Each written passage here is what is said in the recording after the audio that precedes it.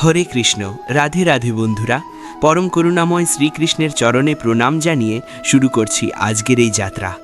হে মানব, আমি দেখতে পাচ্ছি তুমি আজ বড় ক্লান্ত। তোমার কাঁধ ঝুঁকে পড়েছে, চোখের আলো ম্লান হয়ে গেছে। তুমি ভাবছো, আমি এত চেষ্টা করলাম, এত পরিশ্রম করলাম, তবুও কেন আমি সফল হলাম না? কেন বারবার আমাকেই হারতে হচ্ছে? তোমার মনে হচ্ছে ভাগ্য তোমার সহায় নেই, মনে হচ্ছে ঈশ্বর তোমার দিক থেকে মুখ ফিরিয়ে নিয়েছেন। কিন্তু একটু থামো, চোখের জল মুছো, কারণ আজ শ্রীকৃষ্ণ তোমাকে এমন কিছু বলতে চান যা শুনলে তোমার ব্যর্থতার সংজ্ঞা বদলে যাবে। শ্রীকৃষ্ণ বলেন, হে পার্থ, তুমি কি কখনো ধনুক থেকে তীর ছোড়া দেখেছ? একটি তীরকে বহু দূরে নিক্ষেপ করার জন্য ধনুকধারীকে সেই তীরটি প্রথমে অনেকখানি পেছনে টানতে হয়। তীরটি যত বেশি পেছনে টানা হয়, সেটি তত বেশি গতিতে সামনের দিকে ছুটে যায়। তোমার জীবনও ঠিক তাই। আজ যদি জীবন তোমাকে পেছনে টেনে ধরে থাকে, আজ যদি তুমি পিছিয়ে পড়ো, তবে হতাশ হয়ো না। এর অর্থ হলো মহাকাল তোমাকে এক বিরাট সাফল্যের জন্য প্রস্তুত করছেন। তিনি তোমাকে পেছনে টানছেন যাতে তুমি দ্বিগুণ গতিতে লক্ষ্যের দিকে ছুটে যেতে পারো। তুমি যাকে ব্যর্থতা বা হার বলছো, আমি তাকে বলি অভিজ্ঞতা। লোহাকে ইস্পাট হতে গেলে আগুনের মধ্যে দিয়ে যেতেই হয়, সোনাকে খাঁটি হতে গেলে পুড়তেই হয়।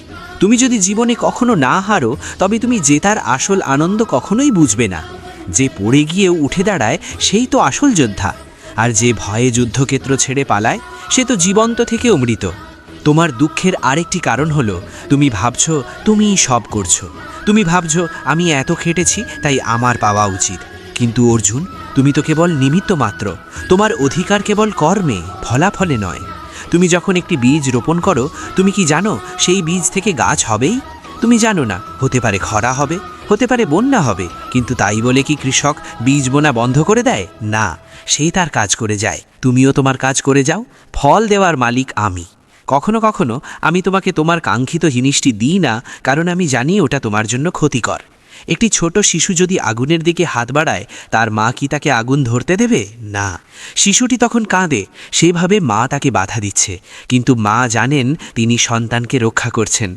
আমিও তোমাকে রক্ষা করছি। আজ যা তুমি পাওনি, তার জন্য শোক করো না।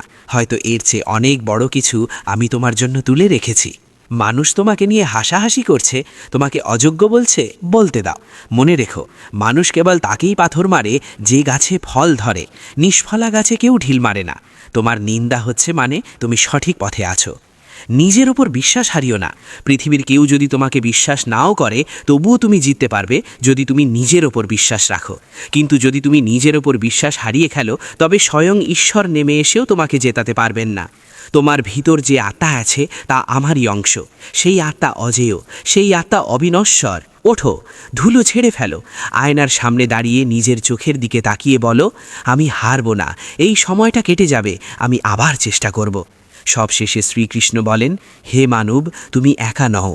যখন সবাই তোমাকে ছেড়ে চলে যাবে, যখন সব দরজা বন্ধ হয়ে যাবে, তখন একবার চোখ বন্ধ করে আমাকে ডেকো। আমি তোমার হৃদয়েই আছি।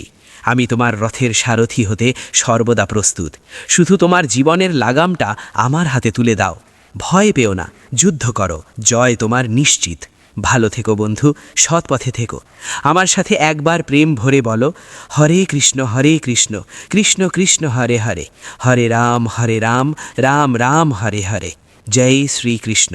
রাধে রাধে।